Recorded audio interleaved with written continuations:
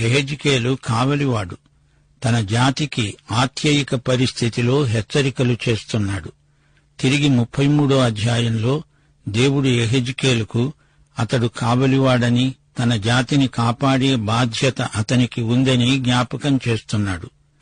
దేవుడు తన వాగ్దానమును ఎన్నడూ తప్పిపోడు. ప్రవక్త ఒక చెంప గద్దిస్తూ మరో చెంప దేవుని యందు నిరీక్షణను వారిలో బలపరిచే మాటలు పలుకుతున్నాడు. దేవునికి నమ్మకంగా ఉన్నవారికే, నీతిమంతులైన శేషిత ప్రజలకే దేవుని వాగ్దానాలు వర్తిస్తాయి. 33వ అధ్యాయం నుండి దేవుని మహిమను చూస్తాము. రాబోయే 1000 ఏండ్ల పరిపాలన ప్రవచనాలు వింటాము. గుర్తుపెట్టుకోండి, 33వ అధ్యాయం నుండి చెప్పబడిన ప్రవచనాలు యెరూషలేము పతనం తర్వాత పలుకబడినవి. యెరూషలేముకు మహోజ్వలమైన భవిష్యత్తు ఉంది అని దేవుడంటున్నాడు. దేవుని మహిమను సమస్త ప్రజలు చూస్తారు. చెరలో ఉన్నవారు దేవుని మహిమార్థమై ఎలా జీవించాలో ప్రవక్త ఉపదేశిస్తున్నాడు. వారిలో ఆశాభావాన్ని ప్రకల్పన చేస్తున్నాడు. ఈ రోజున మనం నూతన యెరూషలేమును గూర్చిన నిశ్చయతతో, ఆశాభావంతో ముందుకు చూస్తున్నాము. దేవుడు యెహెజ్కేలును తన సేవకై పునఃప్రతిష్ఠ చేస్తున్నాడు. 33వ అధ్యాయం 1వ వచనం. యెహోవా వాక్కు నాకు ప్రత్యక్షమై ఈలాగు సెలవిచ్చింది, నరపుత్రుడా, నీవు నీ జనులకు సమాచారము ప్రకటించి వారితో అను, నేను ఒకానొక దేశము మీదికి ఖడ్గమును రప్పింపగా ఆ జనులు తమలో ఒకణ్ణి ఏర్పరచుకొని కావలిగా నిర్ణయించిన ఎడల అతడు దేశము మీదికి ఖడ్గము రావటము చూచి బాకా ఊది జనులకు హెచ్చరిక చేసిన సమయమున ఎవడైనా బాకానాదము విని కూడా జాగ్రత్త పడనందున ఖడ్గము వచ్చి వాని ప్రాణము తీసిన ఎడల వాడు తన ప్రాణమునకు తానే ఉత్తరవాది. యెహెజ్కేలు సేవారంభంలో దేవుడు అతన్ని కావలివానిగా నియమించాడు. అదే నియామకాన్ని మరోసారి దేవుడు పునఃప్రతిష్ఠ చేస్తున్నాడు. కావలివాడు కోటబురుజుపై ఉండి దూరాన శత్రువులు వస్తుంటే హెచ్చరిక చేస్తాడు, లేదా అంతా బాగానే ఉంది అని సంకేతం ద్వారా తెలియచేస్తాడు. అయితే దొంగ ప్రవక్తలు అంతా బాగానే ఉంది అని చెబుతున్నారు. కాని బబులోను రాజు వస్తున్నాడు, యెరూషలేమును ధ్వంసం చేస్తాడు అని యెహెజ్కేలు ప్రకటిస్తున్నాడు. కావలివాడు హెచ్చరిక చేయనందున వారికి నాశనం ప్రాప్తిస్తే కావలివాడే నేరస్తుడవుతాడు. యెహెజ్కేలు నిజాయితీ గల కావలివానిగా హెచ్చరిక చేశాడు. దొంగ ప్రవక్తలు అలా చేయలేదు. యెహెజ్కేలు తన దేవునికి నమ్మకమైన సేవ చేశాడు. 6వ వచనం. కావలివాడు ఖడ్గము రావటము చూచి కూడా బాకా ఊదనందు చేత జనులు అజాగ్రత్తగా ఉండడము, ఖడ్గము వచ్చి వారిలో ఒకని ప్రాణము తీయడము తటస్థించిన ఎడల వాడు తన దోషమును బట్టి పట్టబడినా నేను కావలివాని యొద్ద వాని ప్రాణమును గూర్చి విచారణ చేస్తాను. నరపుత్రుడా, నేను నిన్ను ఇశ్రాయేలీయులకు కావలివానిగా నియమించాను గనుక నీవు నా నోటి మాటను విని నాకు ప్రతిగా వారికి హెచ్చరిక చేయాలి. దుర్మార్గుడా, నీవు నిశ్చయముగా మరణము నొందుతావు అని దుర్మార్గునికి నేను సెలవీయగా అతడు తన దుర్మార్గతను విడిచి జాగ్రత్త పడునట్లు నీవు ఆ దుర్మార్గునికి నా మాట తెలియచేయని ఎడల ఆ దుర్మార్గుడు తన దోషమును బట్టి మరణము నొందుతాడు గాని అతని ప్రాణమును గూర్చి నిన్ను విచారణ చేస్తాను. శ్రోతలు విన్నారా? కావలివాడు హెచ్చరిక చెయ్యాలి, లేకపోతే కావలివాడే ముద్దాయి అవుతాడు. పాపి ఆ హెచ్చరికను పాటించినా పాటించకపోయినా కావలివాడు మాత్రం తప్పనిసరిగా హెచ్చరిక చెయ్యాలి. అప్పుడు పాపి వెనక మరణించినా కావలివాని తప్పు కాదది. కావలివాడు తన బాధ్యతను నిర్వర్తించాలి, ప్రజలను సరిగా హెచ్చరించాలి. 11వ వచనం. నా జీవము తోడు దుర్మార్గుడు మరణము నొందటము వలన నాకు సంతోషము లేదు. దుర్మార్గుడు తన దుర్మార్గత నుండి మరలి బ్రతకటం వల్ల నాకు సంతోషం. కాబట్టి ఇశ్రాయేలీయులారా, మనసు తిప్పుకోండి, మీ దుర్మార్గత నుండి మరలి మనసు తిప్పుకోండి. మీరెందుకు మరణము నొందుతారు? ఇదే ప్రభువైన యెహోవా వాక్కు. ప్రజలను శిక్షించటంలో దేవునికి సంతోషం లేదు. ప్రజలను రక్షించటంలో దేవునికి ఎంతో ఆనందం, మహానందం. ప్రజలు దేవుని వైపు తిరగాలి, పశ్చాత్తప్తులవ్వాలి, రక్షణ పొందాలి. అదే దేవునికి ఆనందం. 17వ వచనం, అయినా నీ జనులు యెహోవా మార్గము న్యాయము కాదు అనుకుంటారు. అయితే వారి ప్రవర్తనే గదా అన్యాయమైనది. నీతిమంతుడు తన నీతిని విడిచి పాపము చేసిన ఎడల ఆ పాపమును బట్టి అతడు మరణము నొందుతాడు. దుర్మార్గుడు తన దుర్మార్గతను విడిచి నీతి న్యాయములను అనుసరించిన ఎడల వాటిని బట్టి అతడు బ్రతుకుతాడు. యెహోవా మార్గము న్యాయము కాదని మీరు అనుకుంటున్నారే? ఇశ్రాయేలీయులారా, మీలో ఎవని ప్రవర్తనను బట్టి వానికే శిక్ష విధిస్తాను. దేవుని బిడ్డలు పాపం చేసినా దేవుడు వారినేమీ విడువడు, వారిని శిక్షిస్తాడు. అందుకే 1 కొరింథీ 11:31 వచనంలో పౌలన్నాడు, మనలను మనమే విమర్శించుకుంటే తీర్పు పొందము. ఇది నిజం. 1 యోహాను 5:16 వచనంలో మరణకరమైన పాపం పేర్కొనబడింది. అంటే ఇది దేవుని బిడ్డ విషయం. మరణకరమైన పాపమా?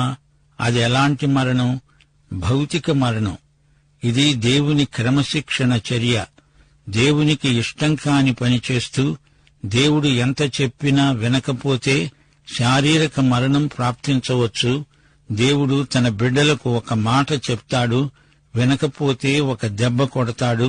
అప్పటికీ వినకపోతే శారీరక మరణం. అదే మరణకరమైన పాపమంటే. దేవుడు నీతి న్యాయములు గలవాడు. ఎంత ఘోర పాపి అయినా తన తట్టు తిరిగితే చాలు, ఆయన రక్షిస్తాడు. భక్తి గలవారు కూడా చెరగొనిపోబడ్డారు గదా. దుర్మార్గులతో పాటు మమ్ములను కూడా ఎందుకు దేవుడిలా చేశాడు అంటూ భక్తులు సణుగుతున్నారేమిటి? దేవుడు అన్యాయం చేస్తాడా? సోదరీ సోదరులారా, మనం మంచివారమైనా ఈ బాధ తప్పదు. నీవు నేను ఏ జాతికి చెంది ఉన్నామో ఆ జాతితో సంయుక్తపరచబడి ఉన్నాము. జాతీయ పాపాలకు అందరూ ఫలితం అనుభవించక తప్పదు. ఇశ్రాయేలీయులలో చాలామంది మంచివారు కూడా తమ జాతిపై వచ్చిన శిక్షలో అందరితో పాటు శిక్ష అనుభవించాలి. ప్రతి ఒక్కడూ, మంచివారు కూడా దేవునికి లెక్క అప్పగించాలి. మంచివారికి న్యాయపీఠం, చెడ్డవారికి ధవళ సింహాసనం తీర్పు ఉన్నాయి.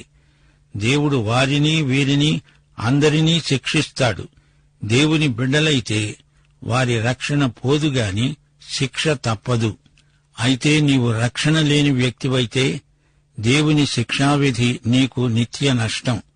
నీవు దేవుణ్ణి నిందించాల్సిన పని లేదు, అది న్యాయమే. 1 పేతురు 3:12 వచనం, ప్రభువు కన్నులు నీతిమంతుల మీద, ఆయన చెవులు వారి ప్రార్థనల వైపు ఉన్నాయి. కాని ప్రభువు ముఖము కీడు చేసే వారికి విరోధముగా ఉన్నది. రక్షణ లేని వ్యక్తి చేయదగిన ప్రార్థన ఒక్కటే, దేవా, పాపినైన నన్ను కరుణించు. లేకపోతే దేవుడు అట్టి వ్యక్తిని శిక్షకు అప్పగిస్తాడు. అనగా ఆ వ్యక్తి తనను తానే శిక్షకు గురి చేసుకున్నాడు. ఇందులో దేవుణ్ణి అనాల్సిన పనేమీ లేదు. దేవుడు నీతిమంతుడు, న్యాయశీలి. యెహెజ్కేలు 33:21 వచనం, మనము చెరలోనికి వచ్చిన 12 సంవత్సరం 10వ నెల 5వ దినమున ఒకడు యెరూషలేములో నుండి తప్పించుకొని నా వద్దకు వచ్చి పట్టణము కొల్లపెట్టబడిందని తెలియచేశాడు. తప్పించుకున్నవాడు వచ్చిన వెనకటి సాయంత్రమున యెహోవా హస్తము నా మీదికి వచ్చింది. ఉదయమున అతడు నా వద్దకు రాకముందే యెహోవా నా నోరు తెరువగా పలకటానికి నాకు శక్తి కలిగింది. అప్పటి నుండి నేను మౌనిగా ఉండలేదు. యెహోవా వాక్కు నాతో అన్నది, నరపుత్రుడా, ఇశ్రాయేలు దేశములో పాడైపోయిన ఆయా చోట్లలో కాపురమున్న వారు అనుకుంటున్నారు, అబ్రహాము ఒంటరి అయి ఈ దేశాన్ని స్వాస్థ్యముగా పొందాడు గదా, అనేకులమైన మనకు ఈ దేశము స్వాస్థ్యముగా ఇయ్యబడదా? శ్రోతలు వింటున్నారా? వీరు అబ్రహాముతో తమను తాము పోల్చుకుంటున్నారు. అబ్రహాము దేవుణ్ణి నమ్మాడు, అది అతనికి నీతిగా ఎంచబడింది. అయితే వీరు అలా నమ్మినవారు కారే. యెరూషలేము నాశనమైపోయింది. యెహెజ్కేలు భార్య చనిపోయింది. ఈ పట్టణాన్ని మీరు ప్రేమించారు, కాని దాన్ని మీరు కోల్పోయారు. పట్టణం కోసం కాదు, మీ రక్షణ కోసం మీరు ఏడవండి. యెహెజ్కేలు, నీ కన్నులకింపైన నీ భార్య చనిపోయింది, ఏడవకు అంటున్నాడు దేవుడు. 25వ వచనం, వారికి ఈ మాట ప్రకటన చెయ్యి. రక్తము ఓర్చివేయక మాంసము భుజించే మీరు, విగ్రహాల వైపు దృష్టి ఉంచే మీరు, నరహత్య చేసే మీరు ఈ దేశాన్ని స్వతంత్రించుకుంటారా? అన్యుల పాపాలను బట్టి వారిని పారద్రోలి ఈ దేశాన్ని మీకిస్తే మీరు అన్యుల పాపాలు చేస్తూ ఈ దేశాన్ని స్వతంత్రించుకుందామనుకుంటున్నారా? అలా ఎన్నటికీ జరగదంటే జరగదు. 28వ వచనం, ఈ దేశాన్ని నిర్జనంగా పాడుగా చేసి దాని బలాతిశయాన్ని మాన్పిస్తాను. ఎవరూ వాటిలో సంచరించకుండా ఇశ్రాయేలీయుల మన్యములు పాడవుతాయి. ఇశ్రాయేలు భూమిపై దేవుని తీర్పు ఉంది. దేవుని దీర్ఘశాంతానికి హద్దు ఉంది. 30వ వచనం, నరపుత్రుడా, నీ జనుల గోడ దగ్గర ఇంటి ద్వారములందు నిలువబడి నిన్ను గూర్చి మాట్లాడతారు. ఒకరినొకరు చూచి చెప్పుకుంటారు, పోదాము రండి, యెహోవా వద్ద నుండి బయలుదేరే మాట ఎలాంటిదో చూతాము రండి. నా జనులు రాదగిన విధముగా వారు నీ వద్దకు వచ్చి నీ జనులైనట్లుగా నీ ఎదట కూర్చుండి నీ మాటలు వింటారు, గాని వాటిని అనుసరించి ప్రవర్తించరు. వారు నోటితో ఎంతో ప్రేమ కనపరుస్తారు గాని వారి హృదయము లాభాన్ని అపేక్షిస్తున్నది. నీవు వారికి వాయిద్యము బాగా వాయిస్తూ మంచి స్వరము కలిగిన గాయకుడవు. వారు నీ మాటలు వింటారు గాని వాటిని అనుసరించి నడుచుకొనరు. అయినా ఆ మాట నెరవేరుతుంది. అది నెరవేరగా ప్రవక్త ఒకడు తమ మధ్య ఉన్నాడని వారు తెలుసుకుంటారు. చూచారా వీరి వైఖరి ఎలా ఉందో?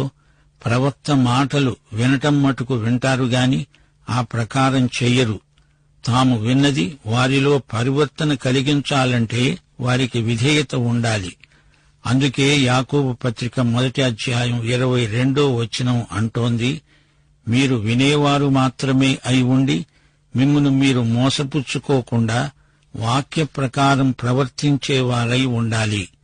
ప్రజలు యెహెజ్కేలు బోధ వింటున్నారు కాని వారిలో అహంభావము, గర్వము గూడు కట్టుకొని ఉన్నాయి. ఎంత విన్నా వారి బ్రతుకులు మారటం లేదు. యెహెజ్కేలు నిజమైన ప్రవక్త. అతడు చెప్పినట్లే జరిగింది. యెరూషలేము ధ్వంసమైపోయింది. ఇప్పుడు అబద్ధ ప్రవక్తల రంగు బయటపడింది. శ్రోతలు, ఇప్పుడు మీరు 34వ అధ్యాయం వింటారు. ఈ అధ్యాయం సారాంశం తమ కడుపు నింపుకునే ఇశ్రాయేలీయుల కాపరులకు శ్రమ. కాపరులు గొర్రెలను మేపాలి గదా, గాని మీరు గొర్రెలను మేపరు. కొవ్విన గొర్రెలను వధిస్తారు, కొవ్వును తింటారు, వాటి బొచ్చును కప్పుకుంటారు, అంతే. బలహీనమైన వాటిని బలపరచరు. మీరు కఠిన మనస్కులై బలాత్కారముతో వాటిని ఏలుతారు. కాపరులు లేక గొర్రెలు చెదరిపోయాయి. అవి సకల అడవి మృగాలకు ఆహారమయ్యాయి. నా గొర్రెలు భూమియందంతటా చెదిరిపోయాయి. వెదికేవాడెవడూ లేడు. కాపరులారా, మీరు మీ కడుపు నింపుకుంటున్నారు గాని గొర్రెలను మేపరు. నా జీవము తోడు నా గొర్రెలను ఈ కాపరుల బారి నుండి కాపాడుకుంటాను. నా గొర్రెలు చెదిరిపోయాయి, వాటిని వెదికి తెచ్చుకుంటాను. వాటిని స్వదేశానికి చేరుస్తాను. ఇశ్రాయేలు పర్వతముల మీద బలమైన మేతగల స్థలమందు అవి మేస్తాయి. తప్పిపోయిన నా గొర్రెల కోసం నేను వెతుకుతాను. గాయపడిన నా గొర్రెలకు కట్టు కడతాను. మాట వినని గొర్రెలకు శిక్ష అనే మేత పెడతాను. నా తీర్పులో వేర్పాటు ఉంది. గొర్రెకు మధ్య, గొర్రెలకు పొట్టేళ్లకు మధ్య, గొర్రెలకు మేకపోతులకు మధ్య భేదమేమిటో చూపుతాను. కొవ్విన గొర్రెలకు, చిక్కిపోయిన గొర్రెలకు భేదమేమిటో అది చూపుతాను. వాటిని మేపడానికి నా సేవకుడైన దావీదును వాటి మీద కాపరిగా నియమిస్తాను. అతడు వాటికి మంచి కాపరి, అధిపతి. నా గొర్రెలతో నేను సమాధానార్థ నిబంధన చేస్తాను. పంటలు సమృద్ధిగా పండేట్లు చేస్తాను. వాటి కాడి కట్లను తెంపుతాను.